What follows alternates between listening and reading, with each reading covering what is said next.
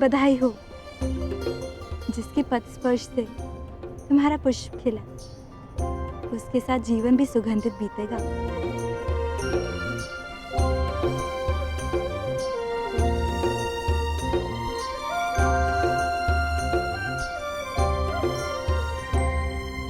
अंगराज कर्ण,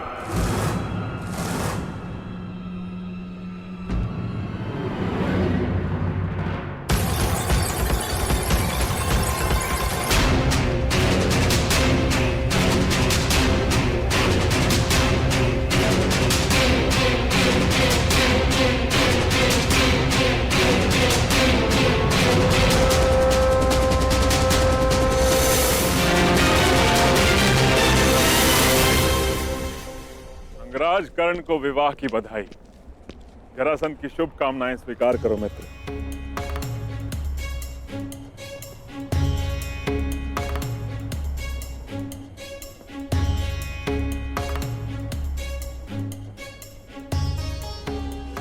आमंत्रित किए बिना ही आप यहाँ आए हैं मगध नरेश, तो स्पष्ट है कि आपका यहाँ आना केवल बधाई देना नहीं होगा। इस पूरे संसार में अकारण कुछ भी नहीं होता अंगराज। अगर जन्म का कारण होता है तो मृत्यु का भी कारण होता है।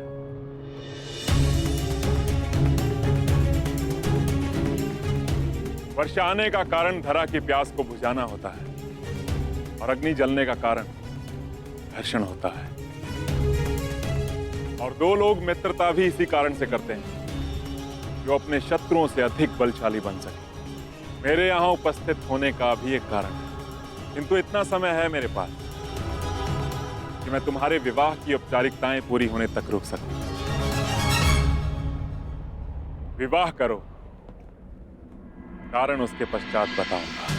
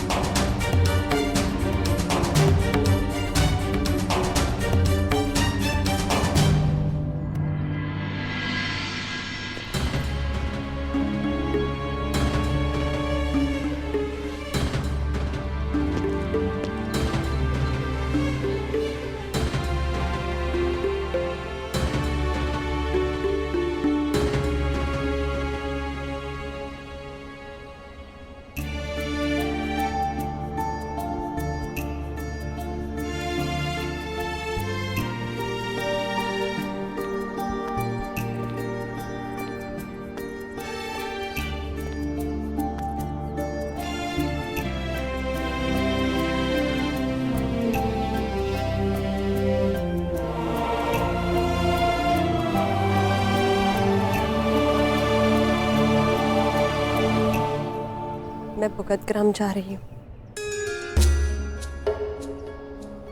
मेरी चिंता मत करना, पिताश्री है मेरे साथ।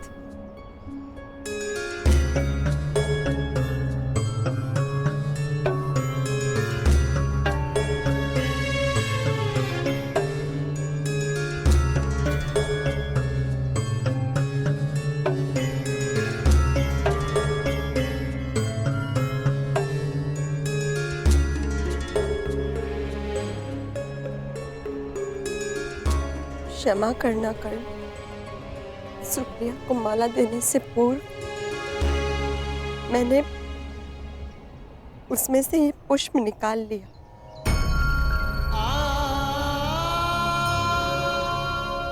स्मरण है कर्ण, तुमने कहा था हमारा प्रेम पुष्प की सुगंध भाती है।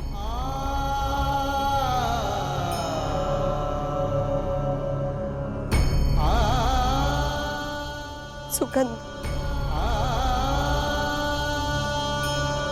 जिसे केवल अनुभव किया जा सकता है, स्पर्श नहीं किया जा सकता।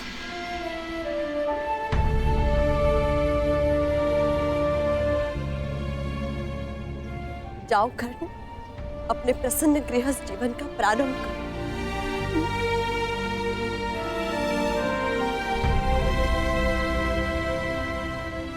पता नहीं क्यों ऐसा नहीं लगता कि ये हमारी अंतिम भेंट है?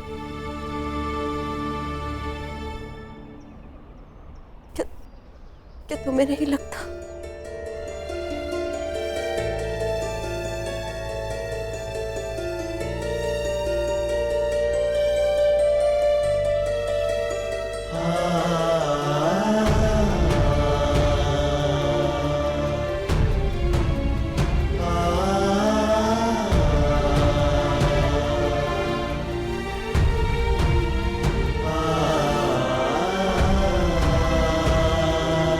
मैंने सदा तुम में अपना नायक देखा है, जिसके लिए उसका कर्तव्य सबसे महत्वपूर्ण है। सदा अपने धर्म पर टिके रहना, जो उचित लगे वही निर्णय लेना, ये मैंने तुम्हीं से सीखा है और वही किया है मैंने। मैं जा रही हूँ कर्ण, परंतु जिस प्रकार एक दीपक के बुझ जाने से प्रकाश नहीं मरता, एक स्वप्न के टूट जाने से आशा नहीं मरती, एक फूल के मुरझा जाने से उपवन नहीं मरता, उसी प्रकार एक सहयात्री के तुम्हारे जीवन से चले जाने से तुम्हारी यात्रा समाप्त नहीं होगी।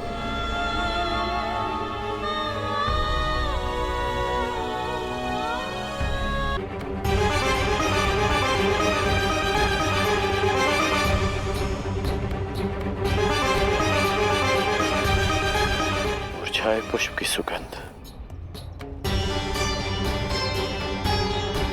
पुष्प को खो देने का स्मरण कराती है। हमारा प्रेम सुगंध बनकर नहीं, एक पीड़ा, एक वेदना बनकर हमारे हृदय में हमेशा रहेगा।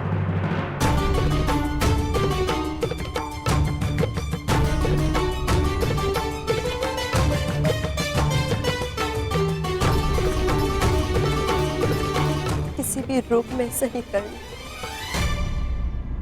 प्रेम तो रहेगा ना।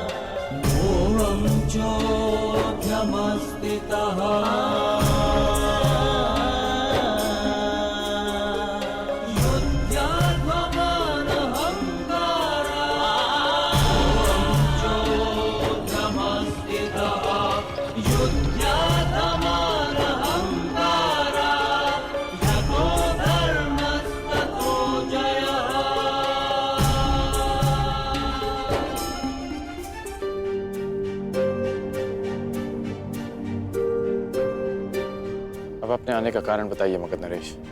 मैं आया क्योंकि समय भी आ गया है मित्र। मुझे दिया हुआ वचन पूरा करने का समय आ गया। स्मरण है ना वो वचन कि तुम एक बार मेरी सहायता के लिए अवश्य आओगे। कल प्रातः मैं अंग और मगध की सीमा पर तुम्हारी प्रतीक्षा करूंगा। परंतु आपको सहायता क्या चाहिए? एक योद्धा की आवश्यकता युद्ध में ही पड़ती है मित्र। और ये युद्ध किससे करना है? मेरे सबसे बड़े शत्रु से। और ये सारा संसार जानता है कि जरासंध का सबसे बड़ा शत्रु कौन है। तुम्हें मेरे साथ मिलकर उससे युद्ध करना है। हम वासुदेव कृष्ण पर आक्रमण करेंगे कल।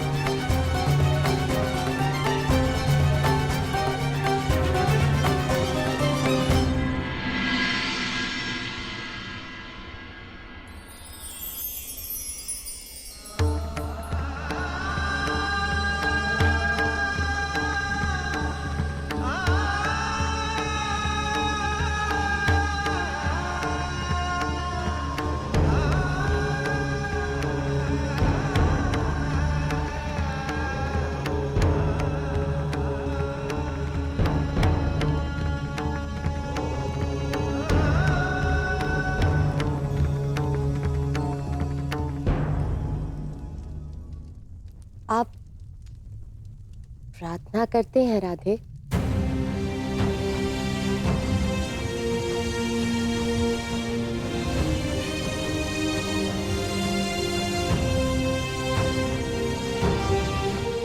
मैं करती हूँ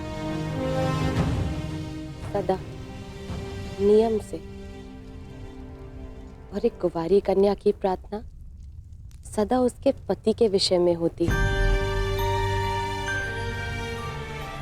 तो क्या मांगा आपने अपनी प्रार्थना में?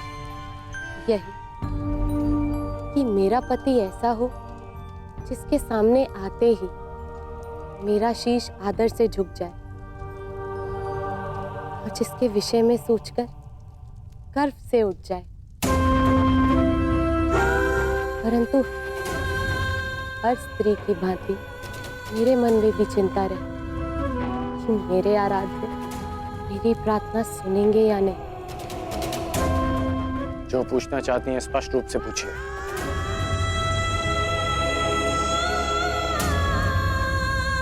वैशाली कौन है अंगराज?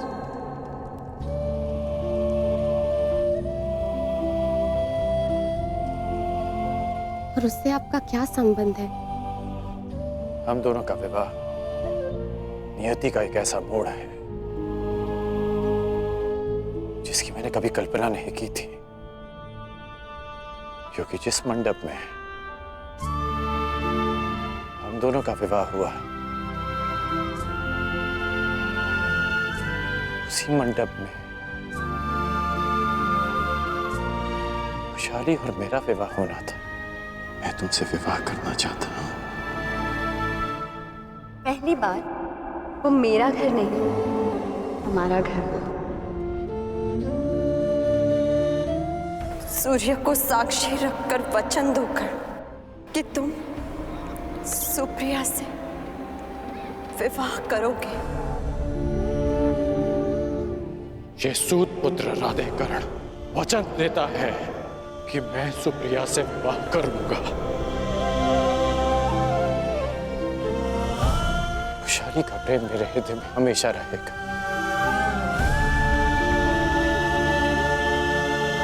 परंतु एक पति का कर्तव्य,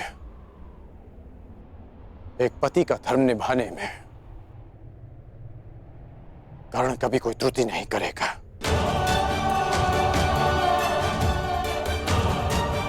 अब हम दोनों विवाहित हैं,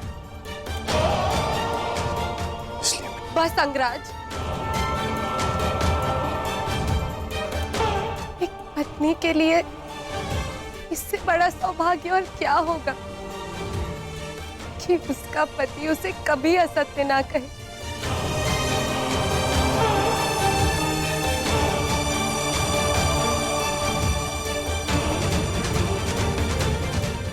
मेरे आराध्य ने मुझे मेरी पूजा का फल दे दिया। अंगराज, आपको भी उसी आराध्य की पूजा करनी चाहिए। प्रतीत होता है कि आपके आराध्य बड़े शक्तिशाली हैं। कौन है वो? कुछ कहते हैं कि वो देवों के देव हैं, और कुछ उन्हें हमारी ही भांति मात्र एक मनुष्य मानते हैं, जो अजर नहीं, अमर नहीं, परंतु मेरे जैसे भक्तों के लिए वो मृत्यु, जीवन और जड़ से कहीं आगे है। आपने भी उनका नाम सुना होगा। वो है वासुदेव कृष्ण। कृष्ण, मुझे दिया हुआ वचन पूरा करने का समय आ गया। स्मरण है ना वो वचन कि तुम एक बार मेरी सहायता के लिए अवश्य आओगे। हम वासुदेव कृष्ण पर आक्रमण करेंगे कर।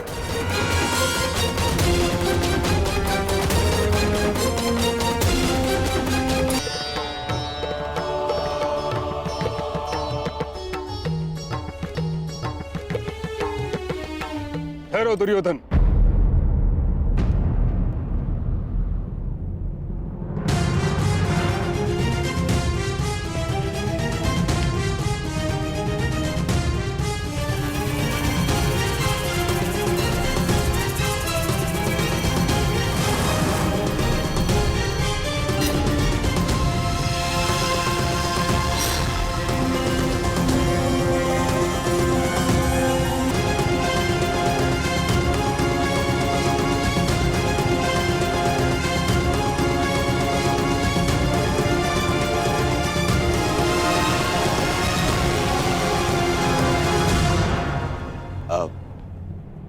आइए पितामह। मैं सौभाग्यशाली हूं कि मुझे मेरे विवाह में आपका आशीर्वाद मिलेगा। आइए। तुमने ये सोच भी कैसे लिया दुर्योधन कि तुम बलपूर्वक विवाह करोगे और मैं आशीर्वाद दूंगा?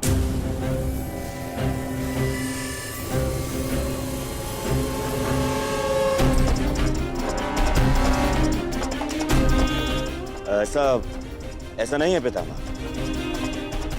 ये विवाह भानुमति की सहमति से ही हो रहा है।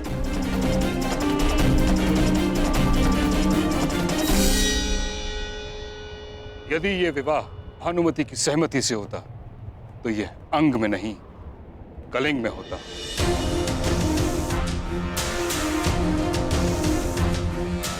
तुम्हें हरण करने की आवश्यकता नहीं होती दुर्योधन।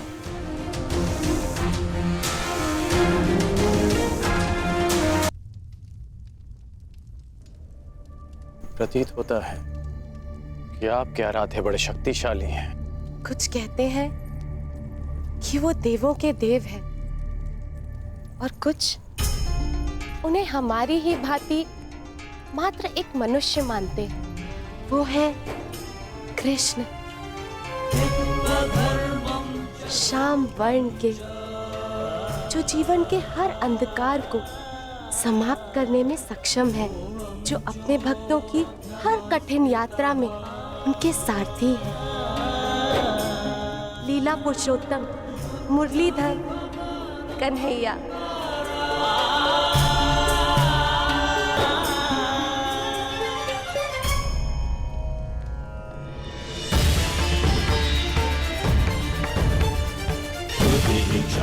स्मरण है ना वो वचन कि तुम एक बार मेरी सहायता के लिए अवश्य आओ। हम वासुदेव कृष्ण पर आक्रमण करेंगे कर।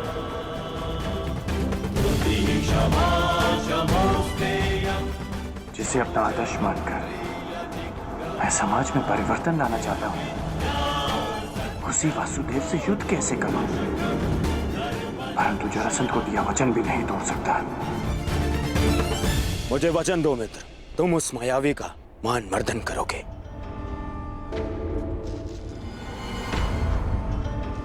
जरासंध यद्यपि मेरे मित्र नहीं,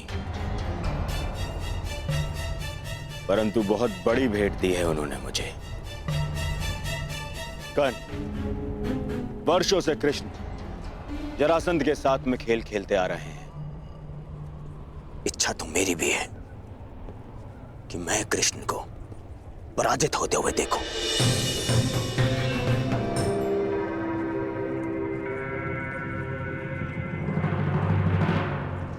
जिसे तुमने आज तक देखा नहीं, उनसे इतनी शत्रुता क्यों मित्र? कई लोग उन्हें ईश्वर मानते हैं, अवतार मानते हैं। यही तो विडंबना है मित्र। मिथ्या बातों को लोग सत्य मान लेते हैं और एक मायावी को ईश्वर। मिथ्या? कृष्ण चरित्र में मिथ्या क्या है मित्र? मिथ्या नहीं है तो और क्या है मित्र? ब्रज से प्रारंभ होकर पूरे भारतवर्ष में यह बात फैली हुई है कि कृष्ण ने राक्षसी पूतना के प्राण पी लिए, उसका वध कर दिया। ये कथा तो माता ने मुझे भी सुनाई थी कि उन्होंने पूतना का वध कर दिया।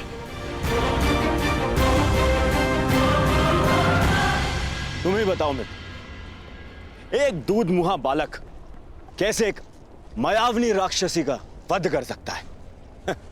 एक दिव्य आत्मा के लिए, एक अवतार के लिए यह असंभव भी नहीं मित्र। अच्छा, फिर तो तुम्हें उस कथा में भी विश्वास होगा कि घुटने पे चलते हुए कृष्ण ने अपने मुख में अपनी माता यशोदा को पूरे ब्रह्मांड के दर्शन करवा दिए।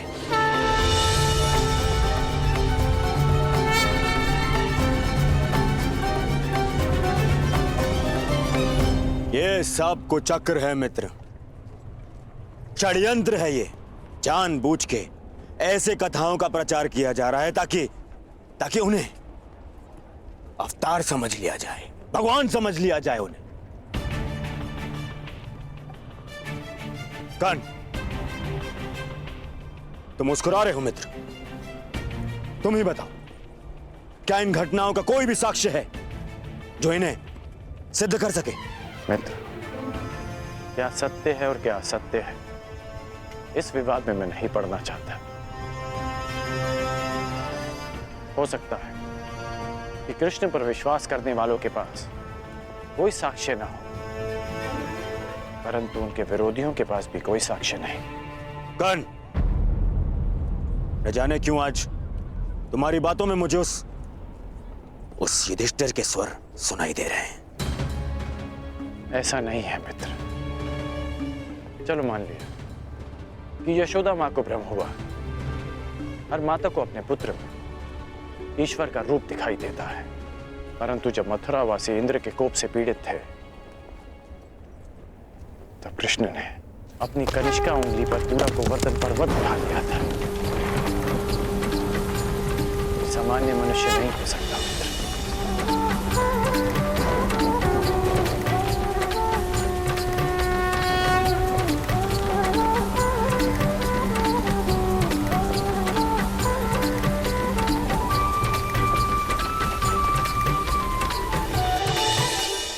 मर्दन, क्या यह भी भ्रामक प्रचार लग रहा है?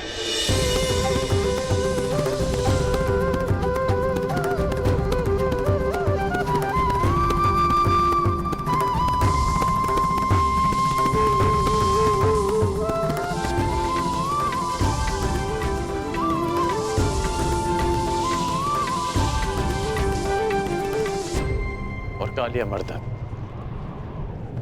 क्या वो भी एक असत्य प्रचार था मित्र?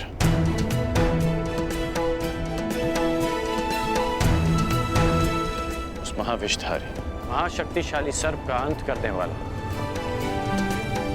एक सामान्य मनुष्य नहीं हो सकता मित्र। इंद्र को परास्त कर देने से कोई ईश्वर नहीं बन जाता मित्र।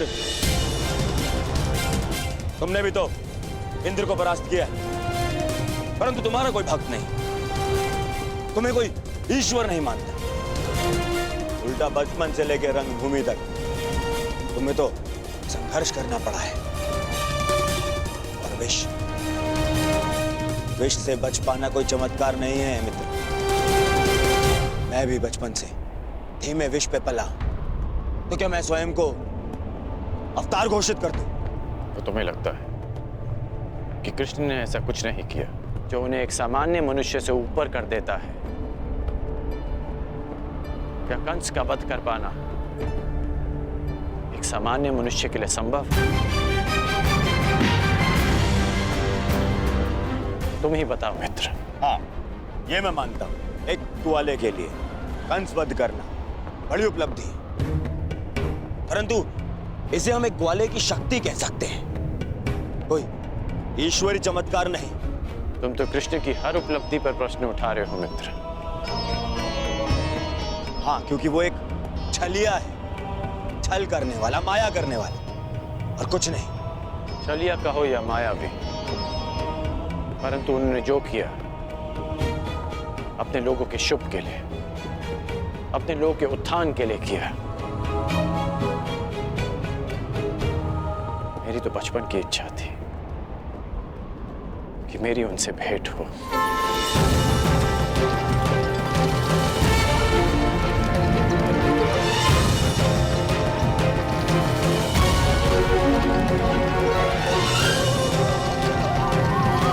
जरासंध के कारण ये भेंट तो होगी,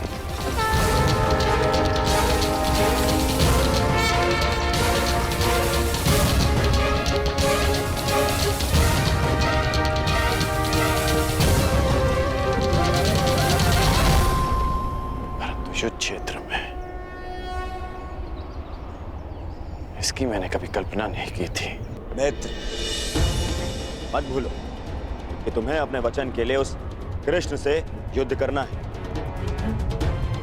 और अपने शत्रु से इतना प्रभावित होना विजय का लक्षण नहीं है।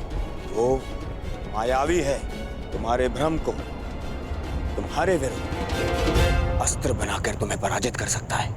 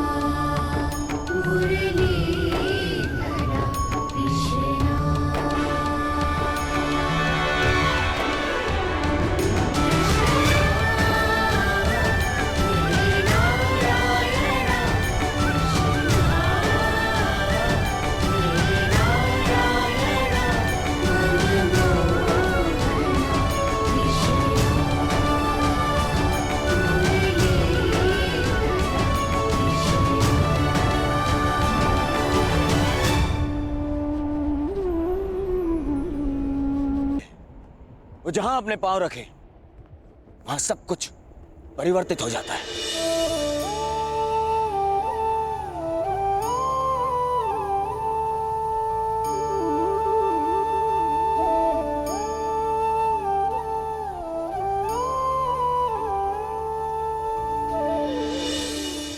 वो कब, कहां, किसके पास किस रूप में पहुंच जाए, यह अनुमान लगाना कठिन है मित्र।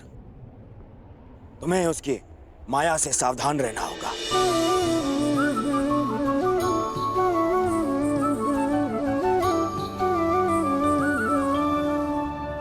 जिनकी प्रशंसा करते आया, कल उन्हीं से युद्ध करना होगा।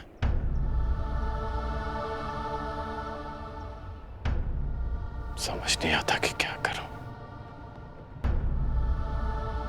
कर्म मनुष्य के मार्ग चुनने से निश्चित होता है अंगराज।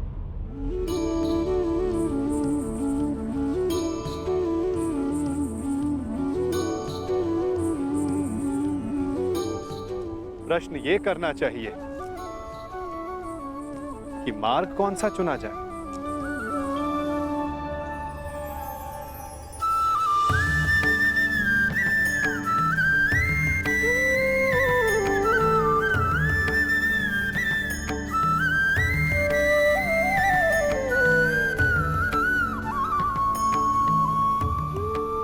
क्योंकि लक्ष्य उत्तम होने पर भी यदि मार्ग अनुचित हो तो लक्ष्य प्राप्ति असंभव है।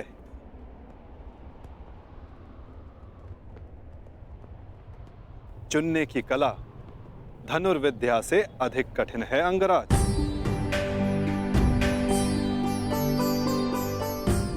जैसे एक महान योद्धा उचित मार्ग नहीं चुनता तो अनुचित मार्ग उसे चुन लेता है और महान से सामान्य बना देता है। इसीलिए युद्ध, मित्र और शत्रु चुनने में सावधान रहना चाहिए। दो मित्रों के वार्तालाप में विघ्न डालने वाले तुम हो कौन? मैं कौन हूं वो महत्वपूर्ण नहीं, मैं क्या करने आया हूं वो महत्वपूर्ण है। हमारे कर्म ही हमारा परिचय बनते हैं। परिचय दो अपना। क्यों आए हो यहाँ? मैं नटवर हूं, महाराज जरासंध का दूत। अंगराज को उनके लक्ष्य तक पहुंचाने आया हूं, वहां ले जाने आया हूं जहां उन्हें होना चाहिए। बस, एक राजा को लाने के लिए एक राजा ही आए, यही उचित है। जाओ और जाके कह दो जरासंध से, जब तक वो स्वयं कर्ण को लेने नहीं आएगा, अंगराज कर्ण कहीं नहीं जाएगा। एक राजा को लाने के लिए जरासंध ने दूत भेजा।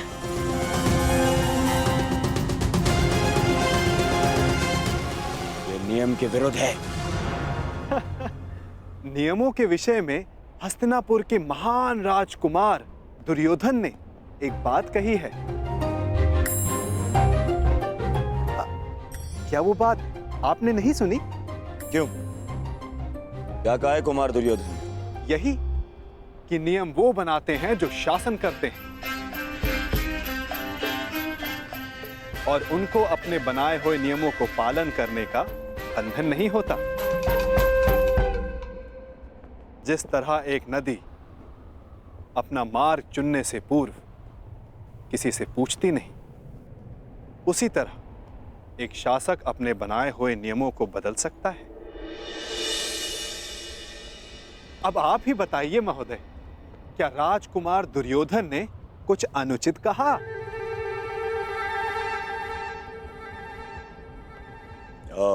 नहीं नहीं, कदापि नहीं।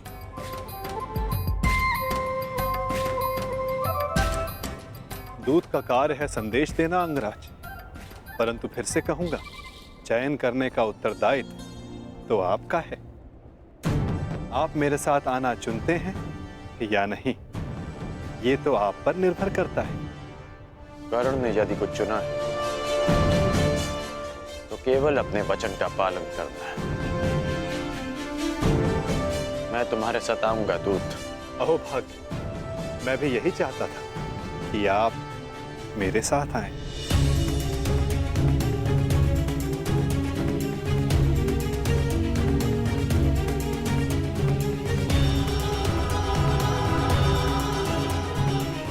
जाओ मित्र, मुझे भी हस्तिनापुर जाना है एक आवश्यक कार्य के लिए। एक उक्ति आपके लिए भी है राजकुमार।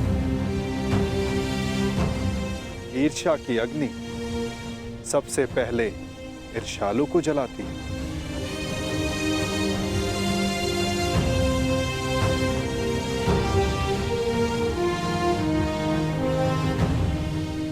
क्या कहा तुमने?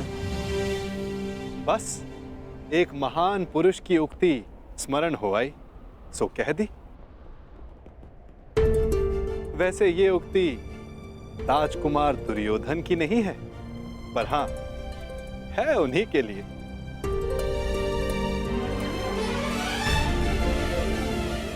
आपका दूत आपकी प्रतीक्षा कर रहा है अंगराज।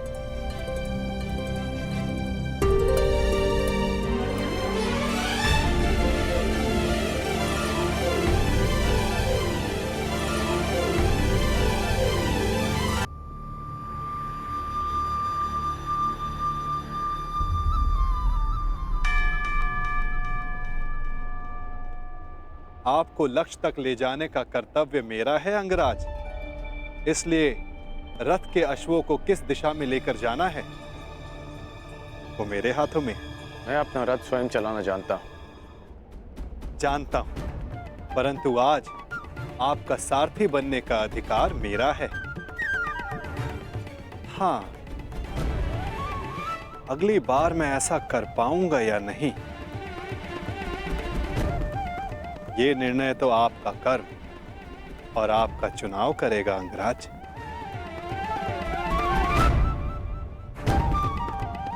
चलो नटवर, जरासंध मेरी प्रतीक्षा कर रहे होंगे। प्रतीक्षा केवल प्रारब्ध करता है अंगराज। कल को प्रारब्ध क्या रूप लेकर आए ये किसी को नहीं पता। कभी कभी हम किसी और लक्ष्य की कामना करते हैं और हमें कोई और लक्ष्य चुन लेता है।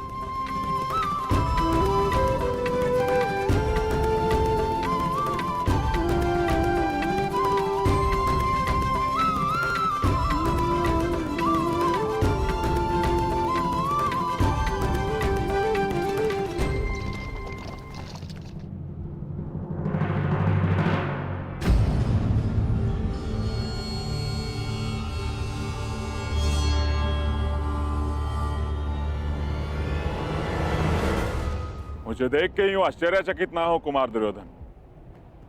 मैं यहां अंगराज को लेने आया।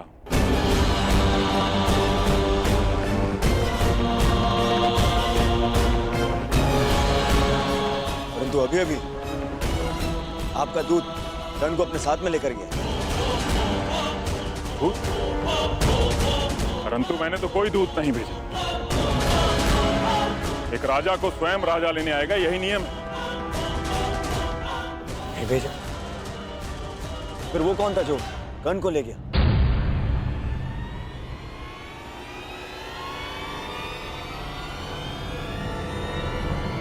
समझ गया, वही छलिया, वही मायावी जो हर बार जरासंध की छाती पर एक और पराजय का घाव कर जाता है। कृष्ण, वासुदेव कृष्ण।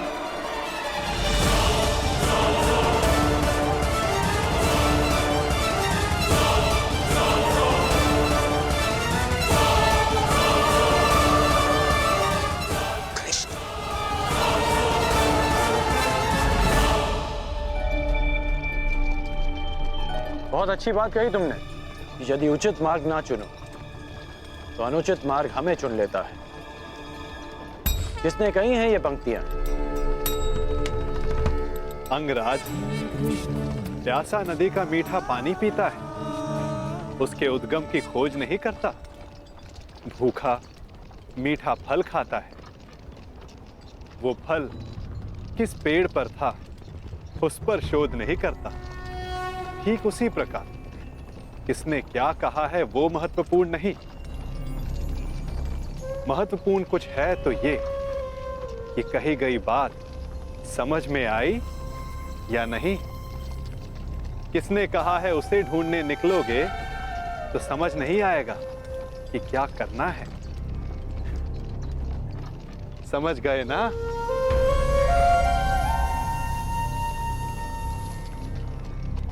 इतना अवश्य समझ गया कि तुम कोई भी बात सीधी तरीके से नहीं करते। दूत हूं, मार्गदर्शक हूं, और जीवन का मार्ग कभी सीधा नहीं चलता।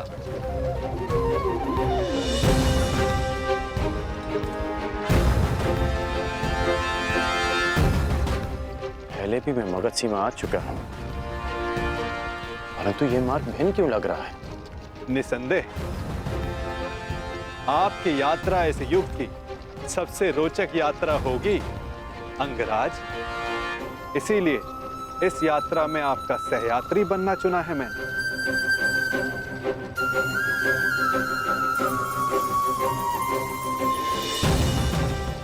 परंतु ये यात्रा अंत नहीं। इस यात्रा के पश्चात जीवन का नया मार्ग मिलेगा।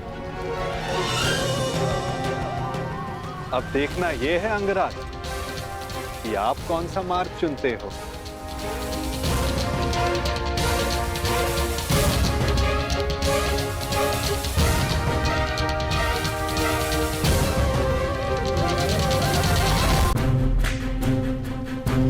पहले भी मैं मगध सीमा पर आ चुका हूं, परंतु ये मार्ग थोड़ा भिन्न लग रहा है।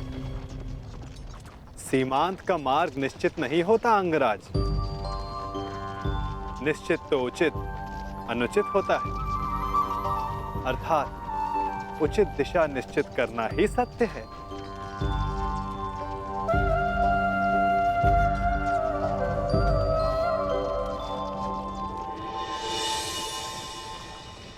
मन की शुद्धि के लिए आवश्यक है कि उत्सुकता के वेग को रोका ना जाए। प्रश्न नहीं करोगे तो उत्तर कैसे पाओगे? तुम्हें कैसे पता कि मैं कुछ पूछना चाहता हूं? एक माता को कैसे पता होता है कि आज उसके बालक को क्या खाना है? एक ढाल को कैसे पता होता है कि तलवार किस ओर से आनी है? ये मन की भाषा है अंगराज। अपना मन सचेत हो तो दूसरे का मन पढ़ना कठिन नहीं। तो तुम मन की बातें भी पढ़ लेते हो? अवश्य, सारथी जो हूं, रथी का मार्ग प्रदर्शन करने के लिए उसका मन पढ़ने की कला एक सारथी को अवश्य आनी चाहिए।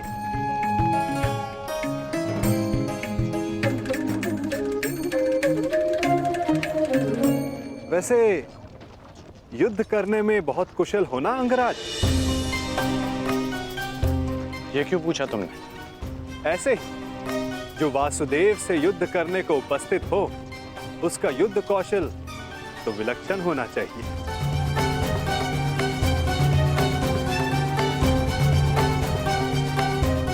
तुम्हें कैसे पता कि मैं वासुदेव से युद्ध करने जा रहा हूं? जरासंध ने बताया? नहीं। तो फिर किसने? आपको स्मरण नहीं अंगराज? मैंने अभी कहा था, अगर सारथी का मन सचेत हो तो योद्धा का मन पढ़ना कठिन नहीं।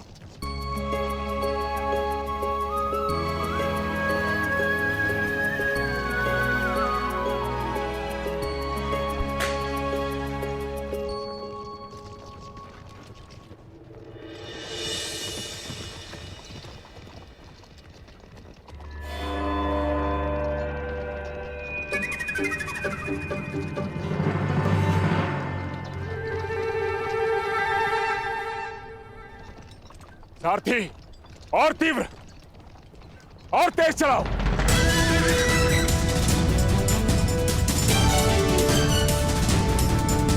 हो रहा, और तीव्र।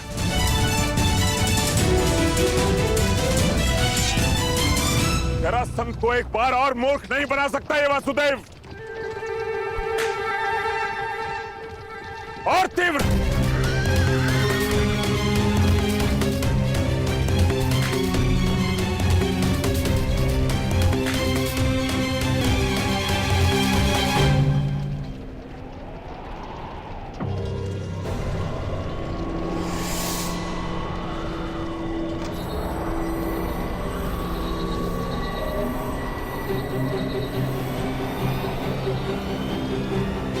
कहां गया ये छलिया?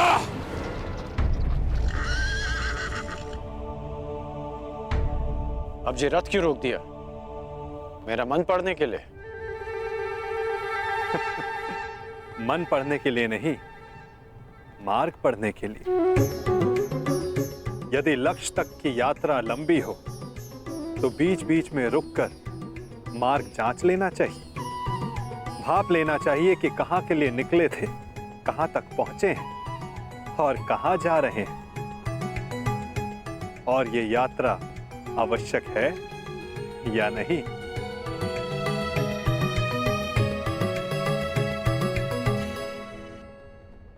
सारथी, रोको रथ, रथ रोको।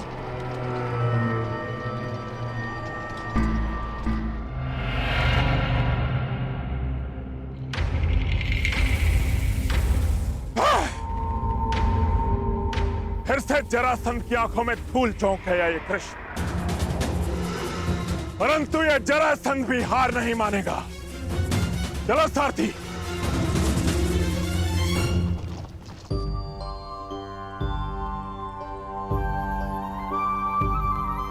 यदि मार्ग की जांच कर ली हो तो प्रस्थान करें। रथी को समय पर लक्ष्य तक पहुंचाना भी सारथी का ही कर्तव्य है।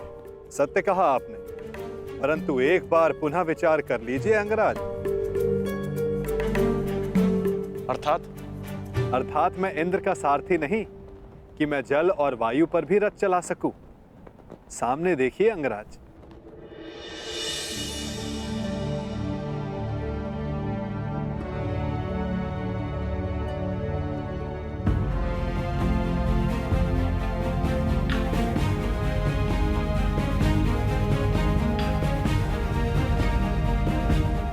यहां नदी कैसे आ गई?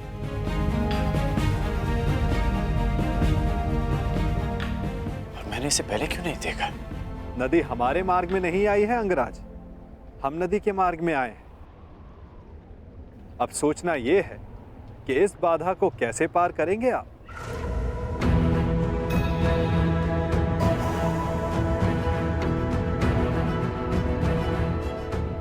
इस प्रश्न का मेरे पास क्या उत्तर हो सकता है? क्योंकि महारथी आप हैं, महान धनुधर हैं, दिव्य अस्त्रधारी हैं। सुना है आपके पास अग्निबाण भी है। क्यों ना एक अग्निबाण का संधान कर इस नदी को सुखा दें, ताकि हमें आगे बढ़ने का मार्ग मिल सके।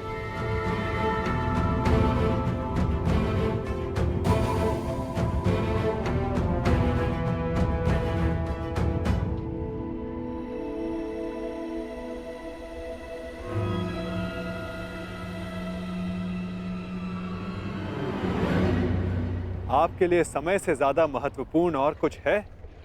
दुर्गम मार्गों में रथी का कर्तव्य बनता है कि वो अपने सारथी की सहायता करे। यदि रथी सहायता नहीं करेगा तो सारथी लक्ष्य तक उसे कैसे पहुंचाएगा समय पर?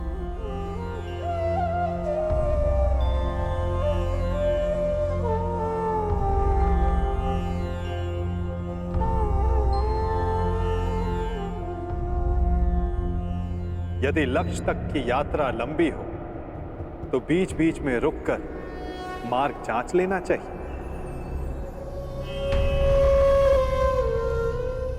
भाप लेना चाहिए कि कहां के लिए निकले थे, कहां तक पहुंचे हैं और कहां जा रहे हैं, और ये यात्रा आवश्यक है या नहीं। नहीं, कोई विवाह उत्सव नहीं मनाया जाएगा दुशासन।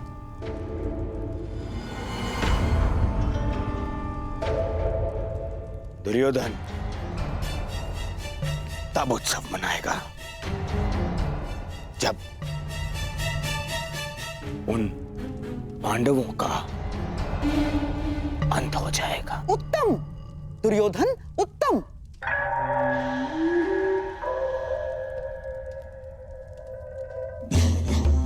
जो अपने लक्ष्य तक पहुंचने से पहले उत्सव नहीं मनाते, वो शीघ्र ही लक्ष्य साधते हैं। और तुम्हें उत्सव मनाने के लिए अधिक प्रतीक्षा नहीं करनी होगी।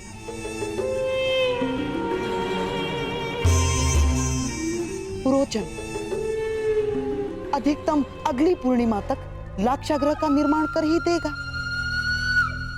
तो बस तुम्हारे लक्ष्य प्राप्ति के लिए केवल 15 दिन शेष हैं। नहीं मामाश्री, नहीं। केवल लाक्षागृह के निर्माण हो जाने से कुछ नहीं होता।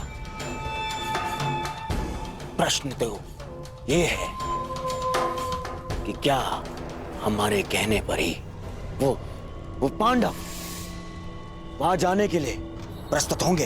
अवश्य होगा मेरे होने वाले सम्राट, अवश्य होगा। विशेषकर तब जब वर्णावत में हस्तिनापुर के युवराज का सम्मान और सत्कार करने के लिए वहां उन्हें बुलाया जाएगा। ये केवल संभावना है मामाश्री, संभावना। यदि उन्होंने वहां जाने से मना कर दिया तो गाय को अपने वश में कर लो तो बछड़े अपने आप विवश हो जाते हैं। ठीक उसी प्रकार पांडवों की माता श्री कुंती का सत्कार किया जाए तो उसके 5 पुत्रों को आना ही होगा। यदि वो 5 उंगलियां हैं तो कुंती उनका शरीर है, शरीर। वो जहां जाएगी ये 5 उसके साथ जाएंगे ही।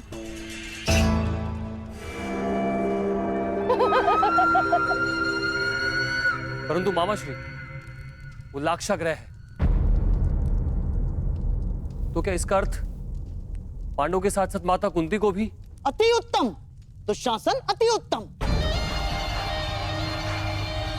तुम्हारे मन में अचानक से दया जाग गई। मैं तो बड़ा प्रसन्न हुआ अपने भांजे की मानवता से।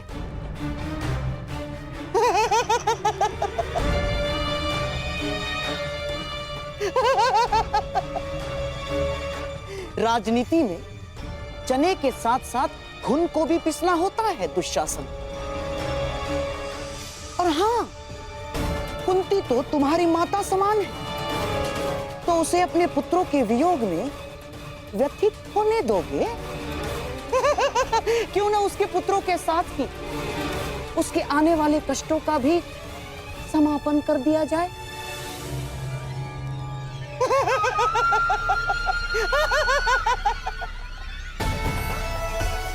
तुम्हारे भ्राता को सिंहासन तक पहुंचने के लिए कई शवों पर पांव रखने होंगे दुशासन, रखने ही होंगे।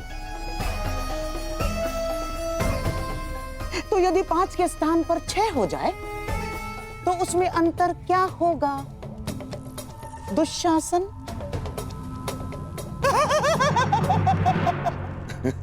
उचित उचित उचित कहा मामाश्री आपने।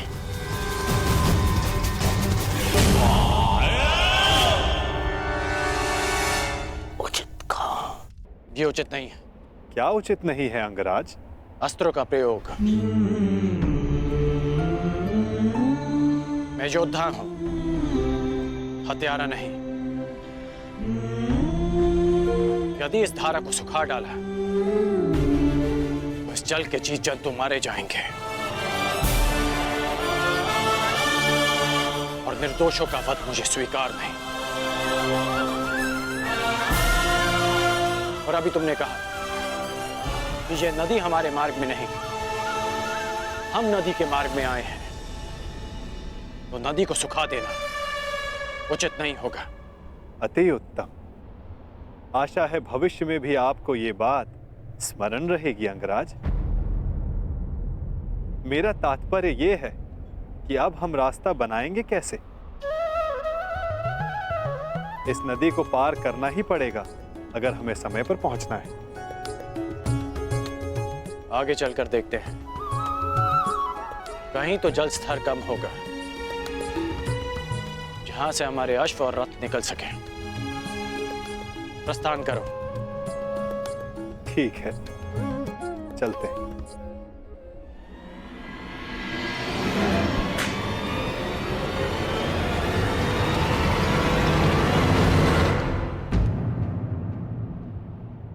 अंगराज, लगता है हम दलदल में फंस गए।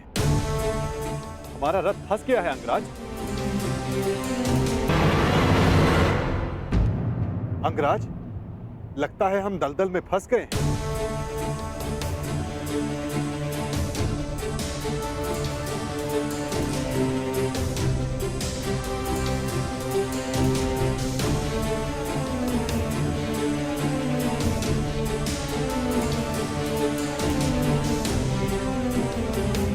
रथ से उतरो नटवर, अन्यथा तुम्हारे भार से ये चक्र भूमि में और धंस जाएगा।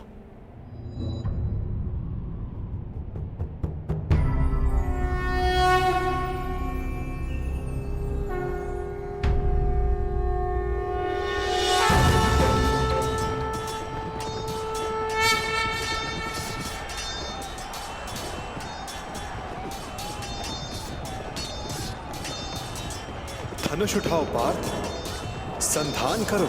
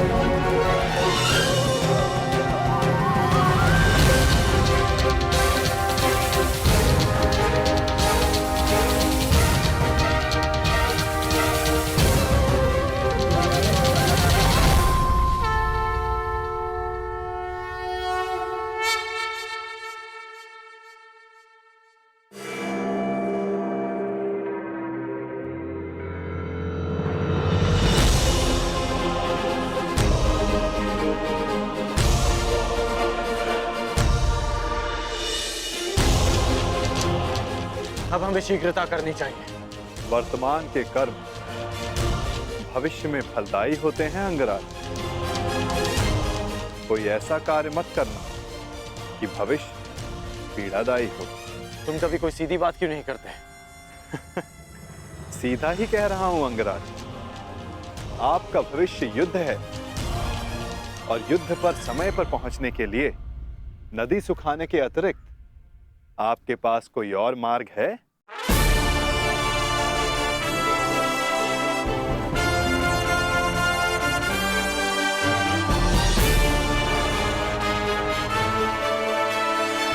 आपका भविष्य युद्ध है और युद्ध पर समय पर पहुंचने के लिए नदी सुखाने के अतिरिक्त आपके पास कोई और मार्ग है?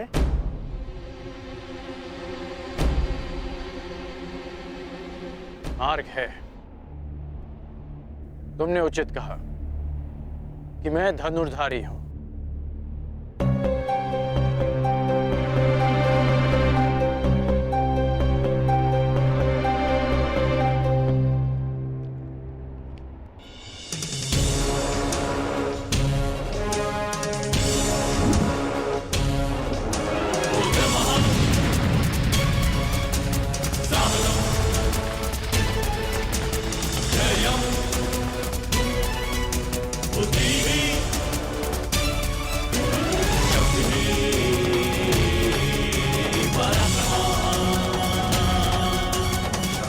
अब आगे बढ़ें।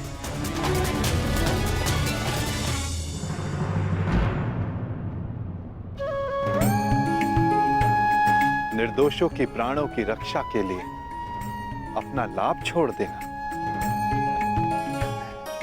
अच्छा लक्षण है कौंताय।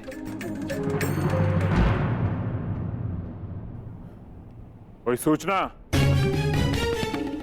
क्षमा कीजिए महाराज, गुप्तचरों के दल हर दिशा से लौट आए। बहुत खोजने पर भी कर्ण का कोई चिन्ह नहीं मिला। लगता है वासुदेव कृष्ण उसे किसी गुप्त और अज्ञात स्थान पर ले गए हैं। क्या अब भी युद्ध को प्रस्तुत होना चाहेंगे अंगराज कर्ण की अनुपस्थिति में भी? मेघ बहुत अधिक देर तक सूर्य को छुपा कर नहीं रख सकते महामंत्री। भले ही हमें ज्ञात ना हो कि वो कृष्ण कर्ण को कहां ले गया है, परंतु हमें यह विश्वास अवश्य है कि कर्ण युद्ध के नियत समय पर युद्ध क्षेत्र में अवश्य पहुंच जाएगा, क्योंकि युद्ध की चुनौती और वचन की पूर्ति, इन दोनों को कर्ण कभी नहीं टाल सकता। युद्ध की तैयारियां करो। कल सूर्योदय होते ही जरासंध कृष्ण का दलन करने को प्रण करेगा। मगध नरेश की